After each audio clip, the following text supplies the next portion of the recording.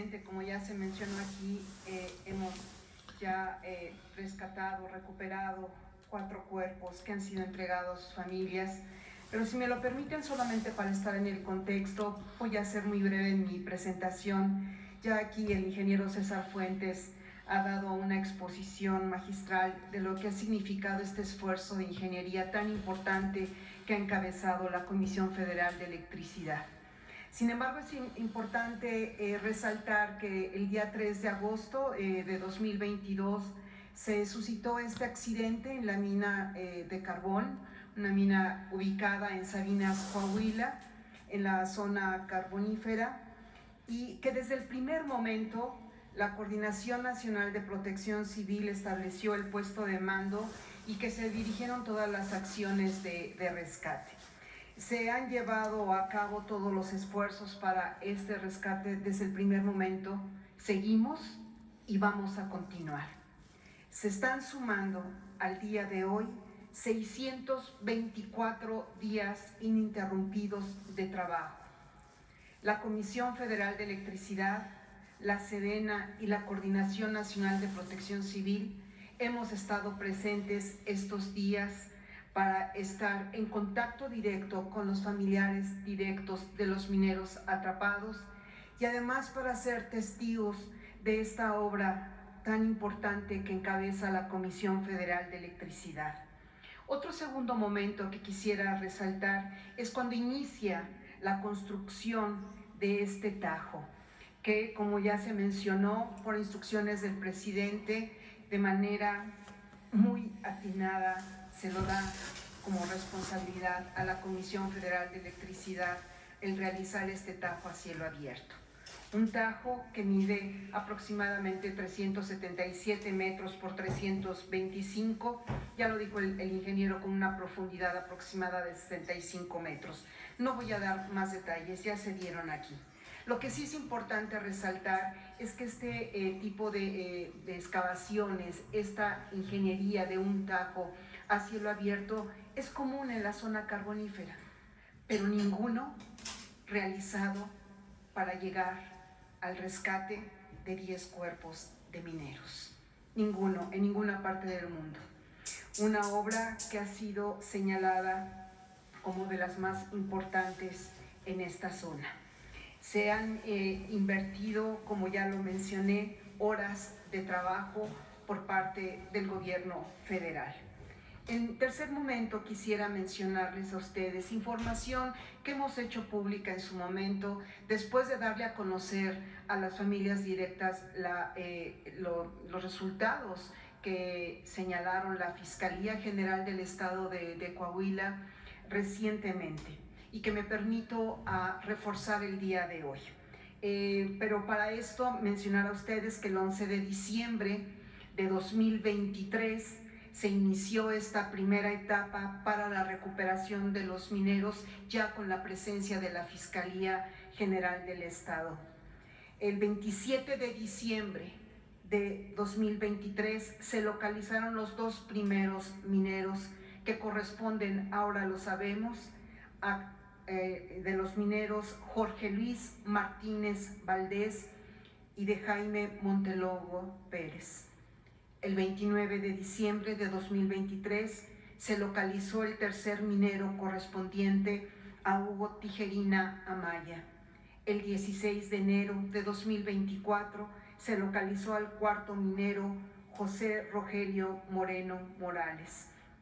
Concluyó esta primera etapa de búsqueda y el pasado lunes 15 de abril, ya identificados los nombres de estos mineros, se dio a conocer a los familiares directos quiénes eran. Asimismo, el día de ayer, miércoles 17 de abril, fueron entregados los cuerpos de los mineros a sus familiares.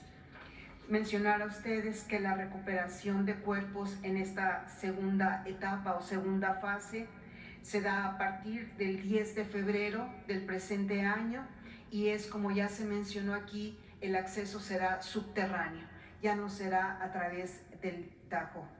La primera etapa consiste en los trabajos de asegurar, de garantizar que todos los trabajadores, quienes van a hacer la recuperación de los 6 cuerpos restantes, tengan las garantías de seguridad y que puedan realizar su trabajo como hemos venido realizando.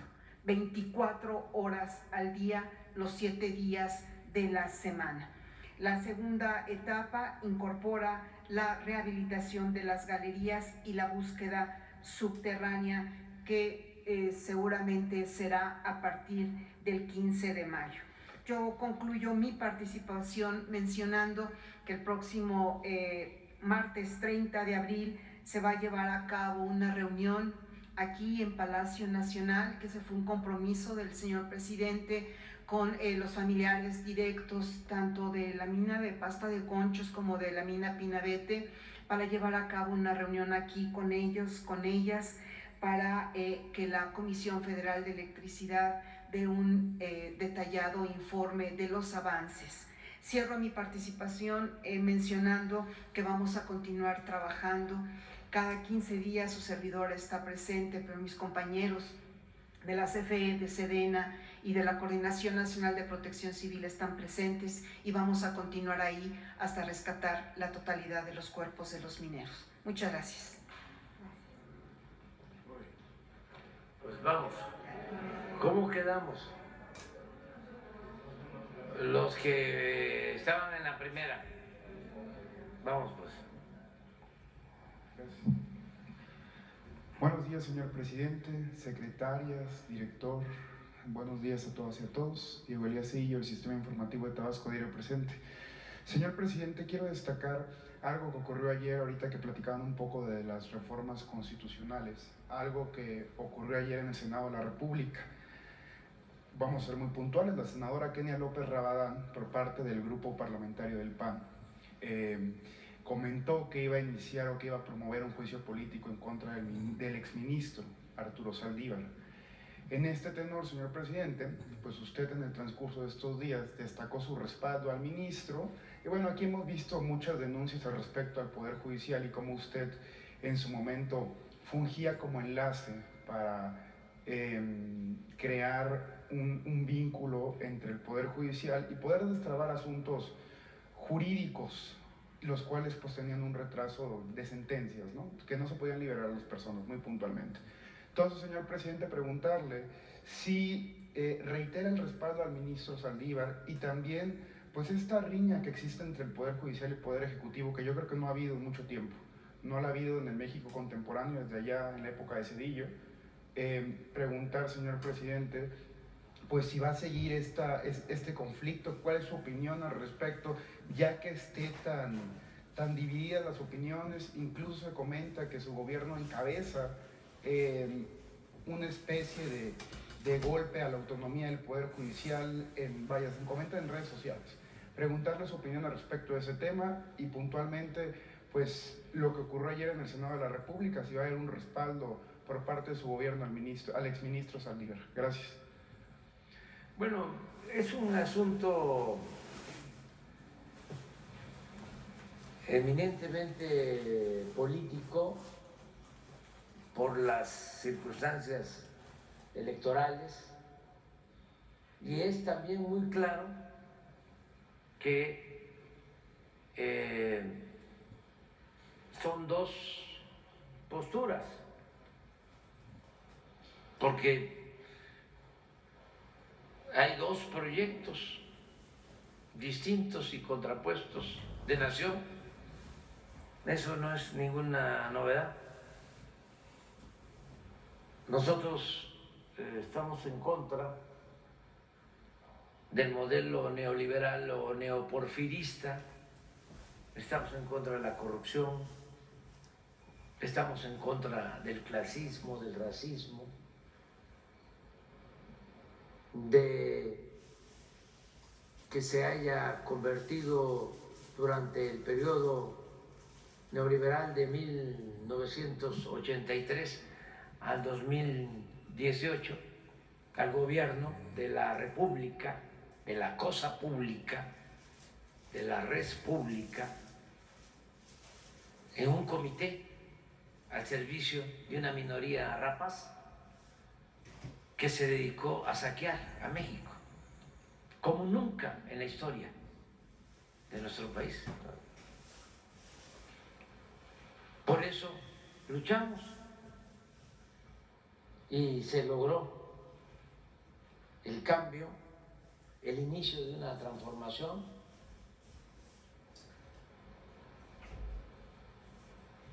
Y existe pues una reacción conservadora. ¿De dónde viene la palabra, el término, el concepto reacción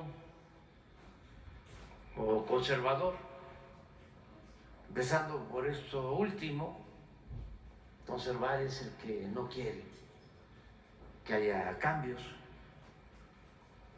es el que quiere mantener el statu quo.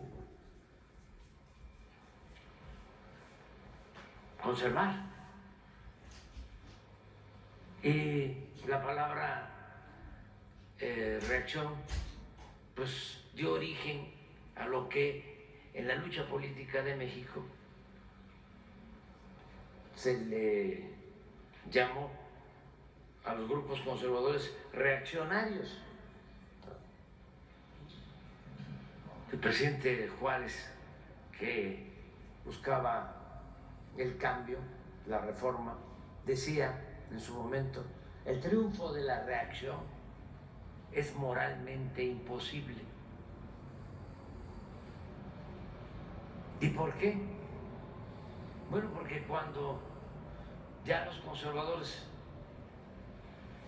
están derrotados, acuden al extranjero a traer a un príncipe, a Maximiliano y a la emperatriz Carlota.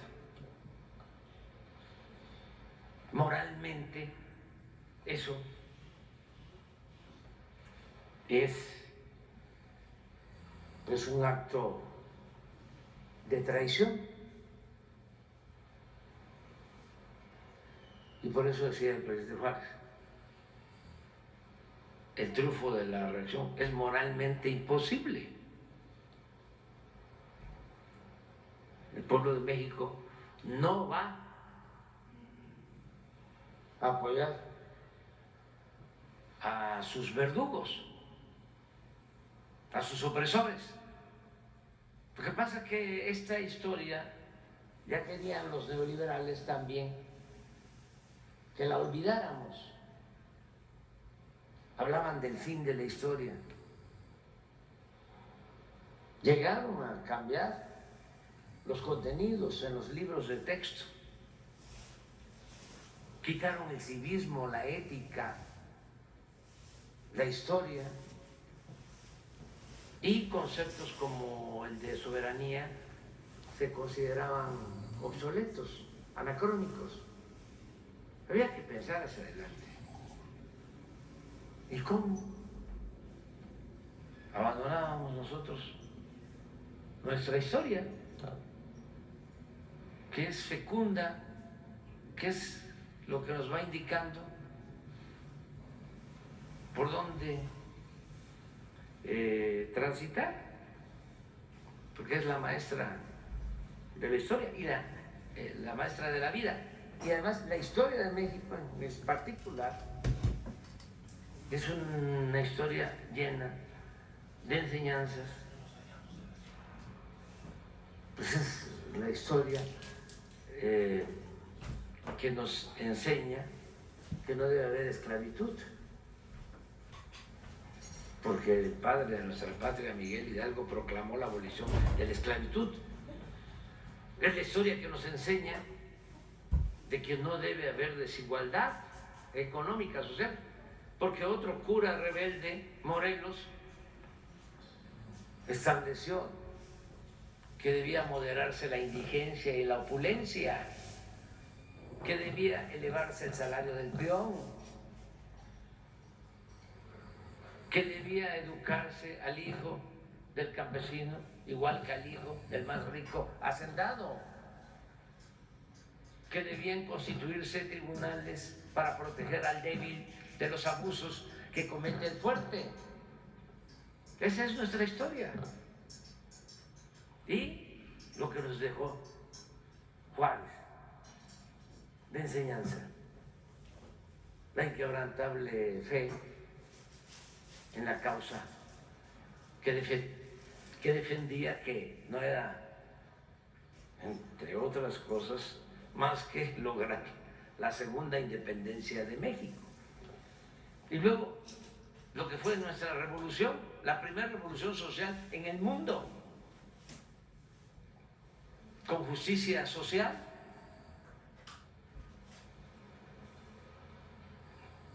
La entrega de los campesinos de las tierras, la restitución de las tierras que habían sido acaparadas por hacendados, la jornada de 8 horas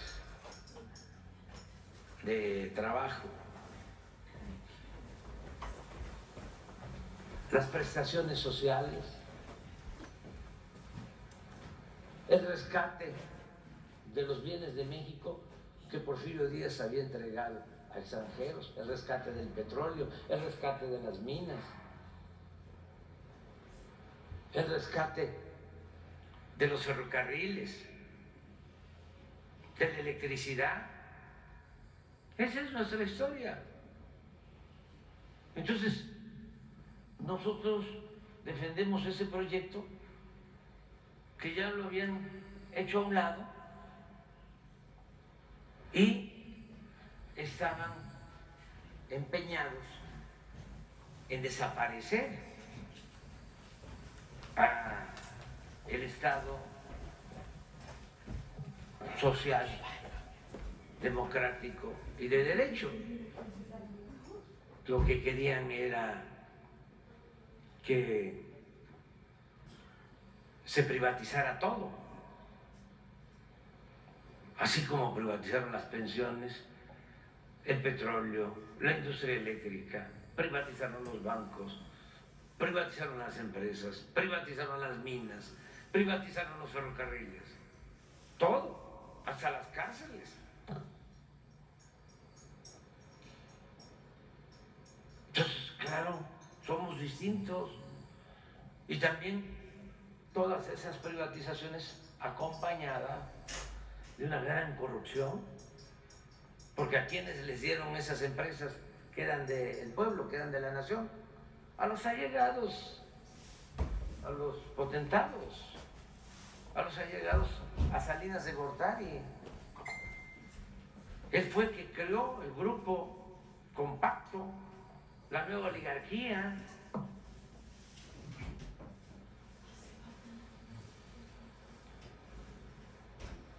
Bueno, inicia este proceso de transformación y empezamos a limpiar de corrupción el gobierno, desde luego lo que nos corresponde, el Ejecutivo. Se avanza mucho en el poder legislativo, pero la gran corrupción del Poder Judicial permanece. Porque como es un poder independiente y no somos autoritarios, porque no luchamos para establecer una dictadura, sino para hacer valer una auténtica democracia, corresponde a los mismos integrantes del Poder Judicial llevar a cabo la reforma y acabar con la corrupción que prevalece en ese poder. Entonces hay resistencias. ¿Y qué hacen los corruptos que dominaban antes, que se sentían dueños de México? Van y se refugian en el Poder Judicial, que desde antes estaba tomado, porque cuando empezaron a hacer los enjuagues, los arreglos, las componendas, los que aparentemente eran distintos, ¿no? Y terminaron demostrando que son iguales, que se quitaron las máscaras, engañando a mucha gente que eran distintos. Todavía nosotros decíamos, son iguales. Ya no puedo repetirlo. Decían, no. Y ponían a la gente, porque como controlaban todos los medios de información, ponían a la gente en los pueblos, en los municipios, en los estados a pelear de partidos que eran iguales, porque a ellos no les interesaba quién podía ser presidente municipal, qué les podía interesar, quién llegaba a ser gobernador. No, lo que les interesaba era el control de la política económica, el reparto del botín. Y en eso se pusieron de acuerdo. Tampoco les interesaba el Poder Judicial, un poder apéndice del Ejecutivo, desde siempre. Porque la Constitución, desde la época de Porfirio Díaz, se respetaba en la forma, pero se violaba en el fondo. El poder de los poderes en el Ejecutivo. El presidente tenía un teléfono para darle instrucciones al presidente en turno de la Suprema Corte. Bueno, yo lo padecí. Fue con el presidente de la Corte de ese entonces, Mariano Azuela. Se pusieron de acuerdo para destituirme, Bola de corruptos. para desaforarme. Es que hace falta refrescar un poco la memoria. Ya no se acuerdan. Porque cuando inician el proceso de desafuero en mi contra, yo siendo jefe de gobierno de la ciudad, ¿saben ustedes que todos los ministros de la Corte sacan un desplegado apoyando el desafuero? En una postura abyecta, servil. Ahí están los motivos por qué no judicial. lo quieren. Cuando una gente es honesta, recta, Pero como los ladrones no lo el quieren. Poder Judicial a su servicio, pues lo utilizaron al final para terminar de fusionarse como grupo dominante y les entregaron el Poder Judicial a una de las facciones del bloque conservador, jueces, magistrados, ministros, porque no les interesaba el Poder Judicial. Nada más, ni a los potentados, a los jefes, a la cúpula les interesaba el Poder Judicial, ni siquiera a los jueces, a los magistrados, a los ministros, porque estaban acostumbrados y siguen estando acostumbrados a servir como empleados de los potentados. Los ministros todavía, algunos, y jueces y magistrados, con honrosas excepciones. Eso. Porque hay jueces, me consta, y hay magistrados, y hay ministros Que son rectos. hacen la excepción de la regla. Como el señor Saldívar, fue el presidente. La Y ahora lo quieren está en Lo el quieren servicio fregar de estos la- mendigos corruptos. No tienen ¿No se madre. acuerdan de que un ministro que fue presidente de la Corte hasta hace poco guardó en el cajón de su escritorio Oh, sí. un expediente. La demanda de taxis a que pague Lo los, tuvo, creo que 9, 10 meses. los ¿Para qué? intereses, el mendigo de Salinas Pliego, dueño de Pasar el tiempo Televisión de una Azteca, empresa, que se no la pagar regalaron impuestos. prácticamente siendo del gobierno. 22, 24 mil Esa millones de televisora pesos. era propiedad del Estado.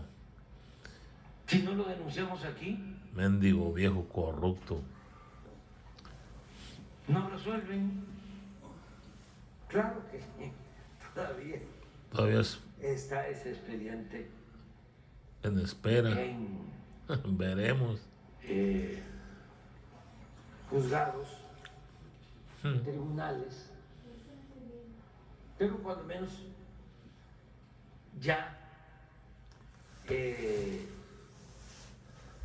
salió del archivo. Espero que ya los tribunales que tienen estos expedientes Ya tan resuelvan y ya le profesionales, tienen la orden de aprehensión a ese que no viejo les corrupto. lleve tanto tiempo. No están esperando que yo me vaya. Exacto.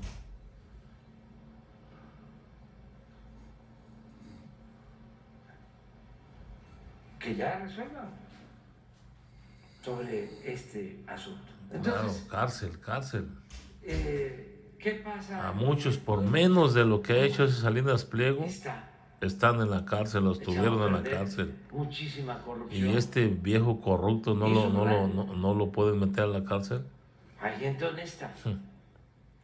Mendigo poder judicial no sirve para ni madre. Pero Se urge que se cambie todo eso. esa es la INE y mayoría. Poder Judicial que se acabe con todas las problema lacras que estructural. hay en esos dos órganos del Porque gobierno. también no es cosa decir, a ver, 100, 1500 jueces, hay que quitarlos y hay que poner a otros. A ver. ¿Y dónde se van a conseguir los 1500 nuevos abogados íntegros?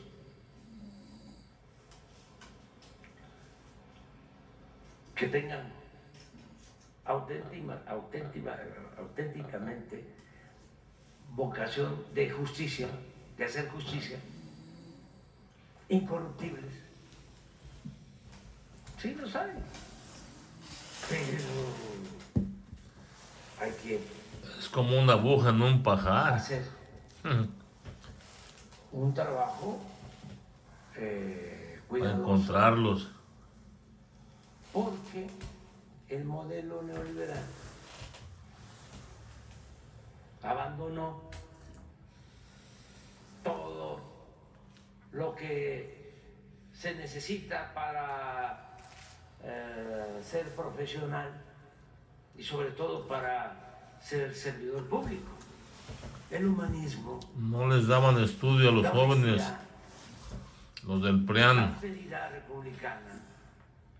Querían que hubiera puros Entonces, niños eso tiene que ver con las y universidades, jóvenes con las escuelas de derecho, sin estudio. con los contenidos educativos, con los planes de estudio. No había abogados, no había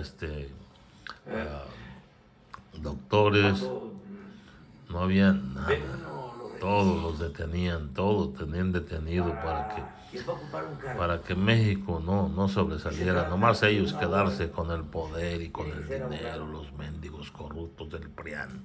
Y entonces se le agrega con 10 años mínimo de experiencia. No, ya con 10 años de experiencia. Eso, yo cada vez que puedo, recomiendo, quiten eso. Claro, Porque cuando están saliendo de la escuela, ¿eh? Pobres muchachos. quieren hacer justicia, están entusiasmados, no están echados a perder, no están maleados, pero ya van obteniendo experiencia.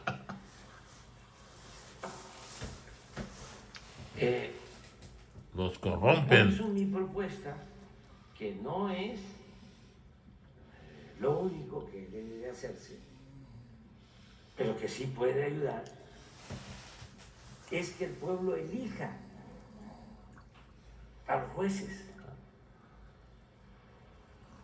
a los magistrados, a los ministros. Eso es lo más En una correcto ocasión y lo más sensato y lo más se hacía democrático. de esa manera. Que el pueblo elija Entonces, ¿por a qué? todos los magistrados, a todos, Porque de esa los, forma, de todos los estados el de juez, México. el magistrado, el ministro,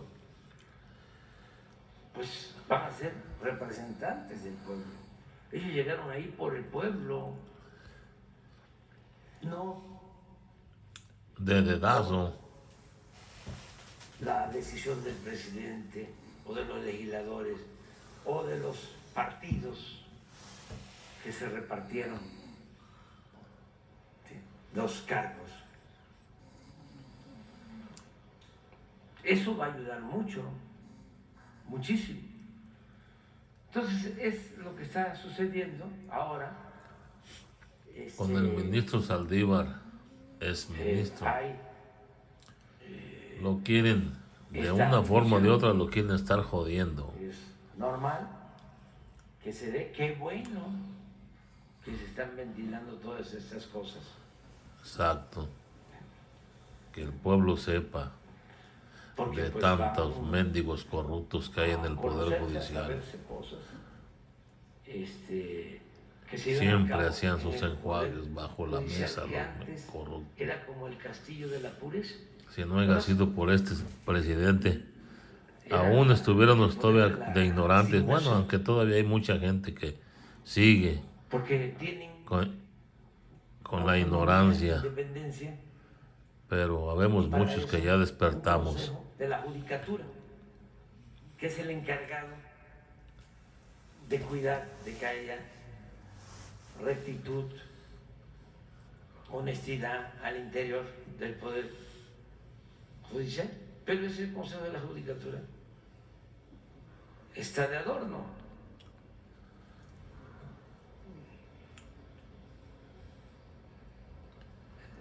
Y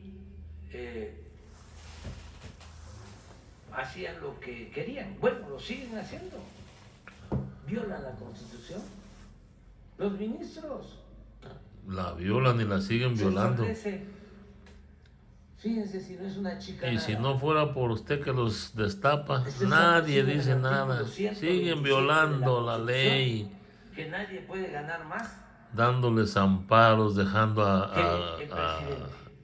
gente culpable, los dejan libres, y a los que no son culpables los tienen ahí en espera, a otros los tienen 20 años en la cárcel sin siquiera darles un juicio. ¿Y cómo es? Hijos de su mendiga madre. Pues un amparo, una interpretación de la ley. Ahora ya le corrigen la plana hasta el Poder Legislativo. Por eso hicieron bien ayer los legisladores en decir, hay este error, ¿sí?, que no tiene malas intenciones, fue un error, mejor esperemos, porque si no, de ahí se agarran Y empiezan con el su Poder mendiga Judicial y declaran inconstitucional chinga. la ley, Exacto, como lo han hecho con con varias. leyes. Y leyes que No ayudan se al cuidó el pueblo. procedimiento. Ninguna es en contra del pueblo. Todas es para beneficio del pueblo, para que tenga Aunque más fuerza el pueblo. hayan votado todos los legisladores o la mayoría de los legisladores en la Cámara de Diputados, en la Cámara de Senadores, un ministro, 2 ministros del Supremo Poder Conservador anulan una ley Hijos de su mendiga y se ponen y por corrupta encima madre. del Poder Legislativo. Ya no más. ¿Qué tiene? Hijos de su chingada madre. Con perdón Mucho de más ustedes que están representatividad soberana escuchándome. Oiga. que el Poder Pero la Judicial. verdad sí. Porque son electos. Sí, hacen encabronar a uno, calientan a uno esos mendigos del Poder Lo que no Judicial. pasa con los integrantes del Poder Judicial. Entonces, sí está interesante. Muy interesante.